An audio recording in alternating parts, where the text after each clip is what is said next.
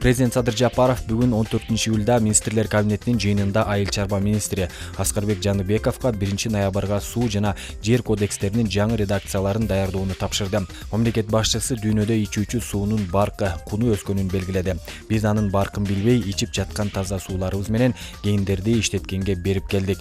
Мындан ары андай болбошу керек. Суу кодекси менен жер кодексинин жаңы редакциялары 1-ноябрга чейин бүтүшү керек.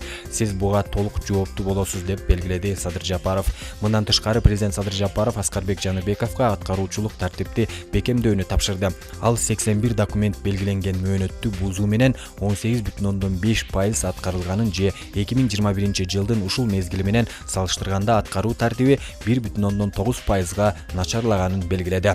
Урматтуу Садыр Нуркожоевич, былтыркы жылдын жаратылыш шарттарынын катаалдыгын жана агроэнергия тармагында орун алган көйгөйлөрдү эсепке алып, сиздин саясий ыкчам кабыл алынган чечимдериңиздин негизинде Айыл чарба министрлиги министрлер кабинетинин колдоосу менен үстүбүздөгү жылда кардиналдуу чечимдерди кабыл алууга бардык.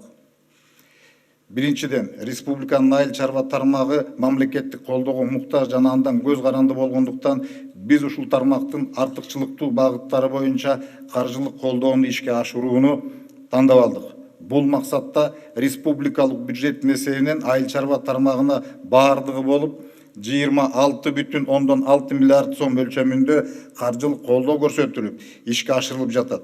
Бул көрсөткүч мурдагы жылдарга салыштырмалуу 4 эсеге көп экендигин белгилеп коюу зарыл.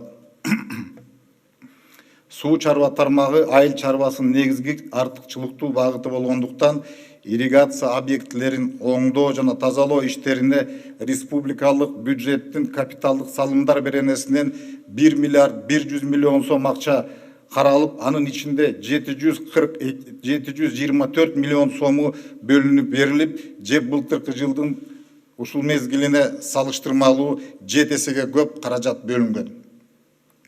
Бөлүнгөн каражат толугу менен пайдаланып, 115 километр чарба арал каналдарды механикалык тазалоо, 518 гидротехникалык курулмаларды, 101 насостук станцияны оңдоо, 220 насостук агрегаттарды калыбына келтирүү иштери жүргүзүлдү.